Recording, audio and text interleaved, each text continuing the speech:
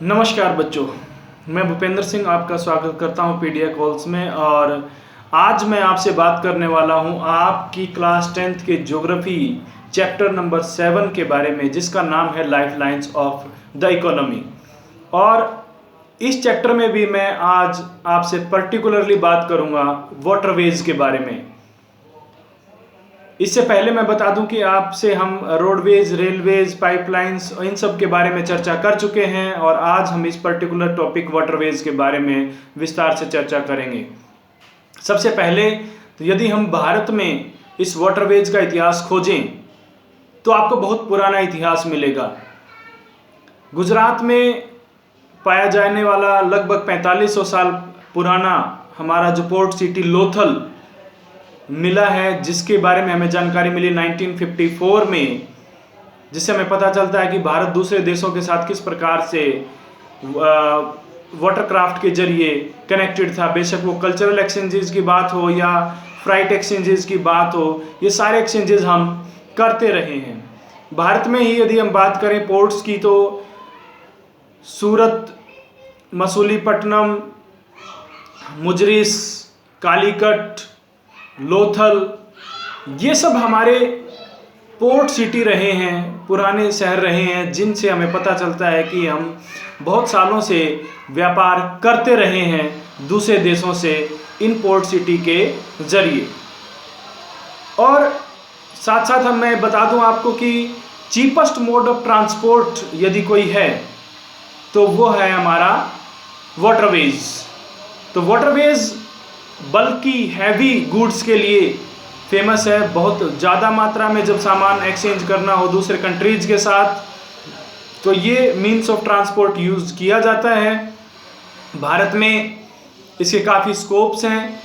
लगभग 15,200 किलोमीटर हमारी border line है टोटल लैंड मास की, जिसमें से हमारा कोस्ट लाइन जो है, ओशियन कोस्ट लाइन, वो 7,516 किलोमीटर के अराउंड है। और यदि हम बात करें वाटरवेज की, तो मैंने आपको बताया था कि दो तरह का वाटरवेज हमें मिलता है, इनलैंड वाटरवेज और ओवरसीज वाटरवेज। इनलैंड की पहले बात करूं तो लगभग 14,500 किलोमीटर लॉन्ग जो है हमारा इनलैंड वाटर रूट हमें मिलता है, जिसमें से 5,600 अप्रोक्सीमेट हमारा जो है वो मैकेनाइज्ड वाटरवेज है। इसके हमने जिस प्रकार से नेशनल हाईवेज रोड्स के बना रखे हैं, ऐसे ही नेशनल वाटरवेज बना रखे हैं, जो कि इंडिया में 5 हैं इन नंबर। तो इनके बारे में थोड़ी सी ब्रीफ जानकारी आप पहले ले लें। इंडिया का पहला national waterways number 1 Ganga river पर बनाया गया है और इसकी जो डिस्टेंस है वो 1620 किलोमीटर है और इसमें इलाहाबाद से हल्दिया के बीच में ये बनाया गया है वाटरवेज। दूसरा जो वाटरवेज है हमारा ब्रह्मपुत्र रिवर पर बनाया गया है और लगभग 891 किलोमीटर ये लंबा है और सदिया से धुबरी के बीच में ये वाटरवेज हमारा मिलता है। यदि मैं बात करूं वाटरवेज नंबर 3 की, तो वाटरवेज नंबर 3 जो है केरला के वेस्ट कोस्ट कैनाल के थ्रू जो है कम्युनिकेशन का हमें नेविगेशन करने का फैसिलिटी प्रोवाइड करता है हमें, और इसका जो डिस्टेंस है हमारा वो लगभग 205 किलोमीटर है। इसके बाद नेशनल वाटरवेज नंबर 4 गोदावरी और कृष्णा रिवर के स्ट्रेचेस पर with the help of canals लगभग 1078 किलोमीटर लंबा ये हमारा वाटरवेज है। और नेशनल वाटरवेज नंबर 5 हमारा महानदी और ब्राह्मणी रिवर पर बनाया गया है with the help of east coast canal और इसकी दूरी है हमारी 588 किलोमीटर इन टोटल। तो इस प्रकार से हम देखें 5,685 किलोमीटर का मैकेनाइज्ड वाटरवेज इंडिया में पाया जाता है और इसके अलावा इन टोटल 14 14,500 किलोमीटर लॉन्ग हमारा इन टोटल है वाटरवेज, जिसमें से 5,685 किलोमीटर मैकेनाइज्ड है और बाकी का बचा हुआ नॉन मैकेनाइज्ड है।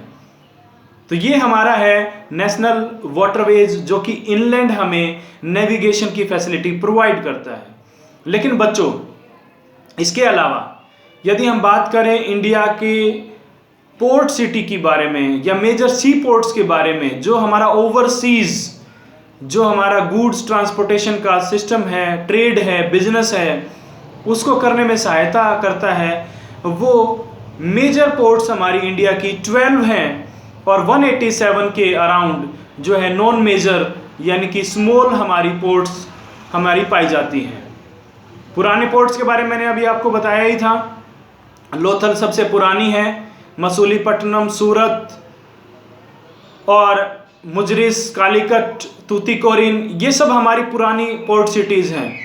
और इसके अलावा यदि मैं बात करूं आपसे इनके बारे में थोड़ी थोड़ी चर्चा करें, तो सबसे पहली पोर्ट जो है वो हमारी कांडला पोर्ट है। अब कांडला पोर्ट हमारी, मैं आपको बताऊं कि हमारी टोटल जो है 12 मेजर पोर्ट्स के बारे में बात की है।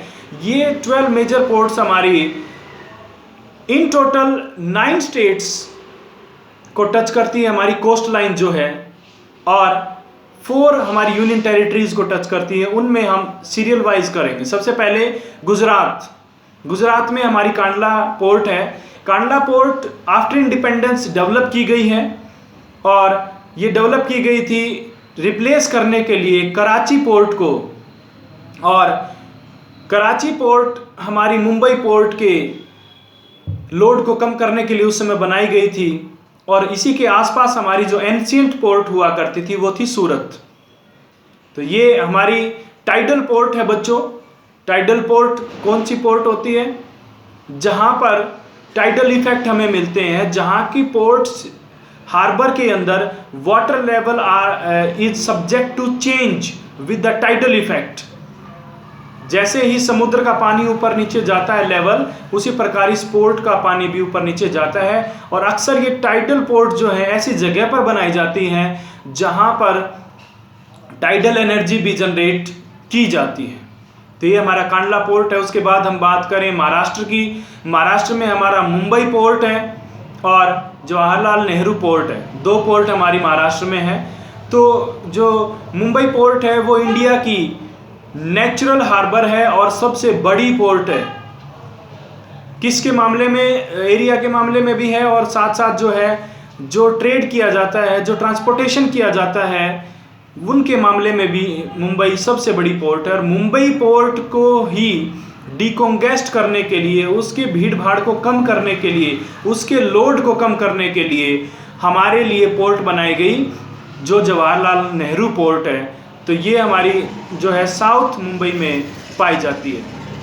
तो मुंबई के बाद हम बात करेंगे हमारी पोर्ट मार्मागांव, जो पणजी शहर में गोवा में पाई जाती है। ये आयरन ओर एक्सपोर्ट के लिए यूज़ की जाती है। इसके बाद मैं बात करूं आपसे न्यू मैंगलोर। न्यू मैंगलोर हमारी जो है कर्नाटक में पाई जाने वाली पोर्ट है, और ये पोर्ट भी कुद्रेमुख आयरन ओर माइंस की, जो आयरन ओर्स की एक्सपोर्ट होती है, उसके लिए यूटिलाइज की जाती है बच्चों। इसके बाद मैं बात करूं आपसे मोस्ट एक्सट्रीम यानी एक्सट्रीम साउथ कोस्ट लाइन पर बनी हुई हमारी जो पोर्ट सिटी है कोची। कोची के आसपास ही पहले जो एंशिएंट हमारी पोर्ट हुआ करती थी कालीकट। तो ये हमारे जो है कोची पोर्ट जो है यूटिलाइज की जाती है। इसके बाद एक्सट्रीम हमारी जो सदर्न पोर्ट सिटी है ईस्ट की, वो है तूतीकोरिन, जो एंशिएंट पोर्ट है अपने आप में। और ये एक ऐसी पोर्ट है जहाँ से हमारे जो सदर्न नेबरहुड कंट्रीज़ है, एडजेसेंट कंट्रीज़ तो नहीं कह सकते, नेबरहुड कंट्रीज़ हैं ये। इन नेबरहुड कंट्रीज़ में ट्रांसपोर्टेशन का मोस्टली काम इसी पोर्ट से होता है। इसके बाद जो है चेन्नई पोर्ट। चेन्नई पोर्ट भी तमिलनाडु में ही पाई जाती है, और तमिलनाडु में चेन्नई जो है मद्रास के नाम से पोर्ट बनाई गई थी, अंग्रेजों के द्वारा बनाई गई थी। और इसका यदि हम बात करें तो आर्टिफिशियल पोर्ट है ये, और आर्टिफिशियल पोर्ट दूसरे नंबर पर ये मुंबई के बाद गुड ट्रांसपोर्टेशन का काम करती है बच्चों।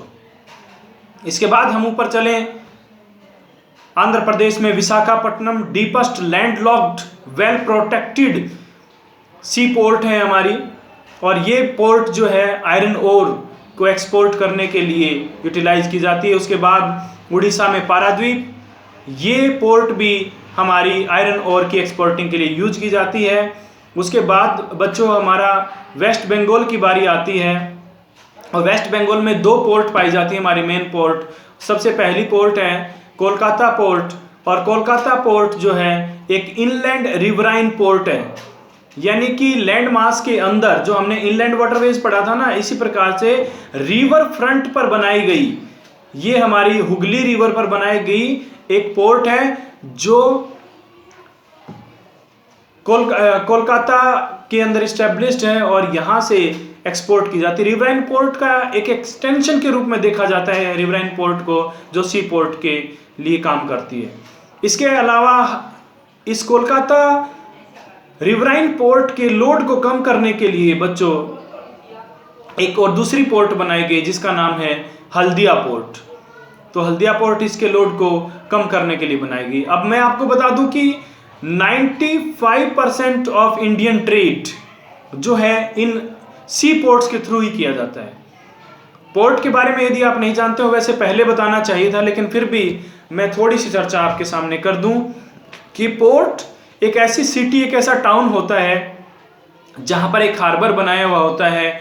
उस हार्बर में शिप्स जो हैं वो हमारे आकर रुकते हैं, उनकी लोडिंग अनलोडिंग होती है। बाकी मैंने आपको टाइडल पोर्ट के बारे में बता दिया है। आर्टिफिशियल पोर्ट के बारे में थोड़ा सा और बता देता हूँ। आर्टिफिशियल पोर्ट एक ऐसी पोर्ट होती है जहाँ पर हार्बर बनाया जाता है आर्टिफिशियली। और इन नेचुरल और आर्टिफिशियल में डिफरेंस क्या होता है? इनके अंदर जो नेचुरल हमारी पोर्ट सिटी होती है, वहाँ का जो हार्बर है, हार्बर एक ऐसा प्लेस होता है जो वेल प्रोटेक्टेड होता है, जहाँ पर जहाज जो है हवा और पानी की लहरों से, तेज हवा और लहरों से सुरक्षित होते हैं, जहाँ लोडिंग अनलोडिंग का काम होता है। अब नेचुरल हार्बर जो होता है वो अपने आप डीप वाटर की फैसिलिटी प्रोवाइड करता है और नेचुरली प्रोटेक्टेड होता है इन दोनों ही एजेंट से, वाटर और एयर से। और आर्टिफिशियल पोर्ट में बच्चों ये हाइड्रोलिक स्ट्रक्चर्स, एक आर्टिफिशियल स्ट्रक्चर्स बनाए जाते हैं शिप्स को प्रोटेक्ट करने के लिए वाटर और एयर से। जो स्ट्रॉन्ग विंड्स होती हैं और स्ट्रॉन्ग वेव्स होती हैं, उनसे प्रोटेक्ट करने के लिए ये बनाया जाता है। प्यारे बच्चों, उम्मीद करता हूं कि आपको इसके बारे में पूरी जानकारी मिल गई होगी। इंडिया के वाटर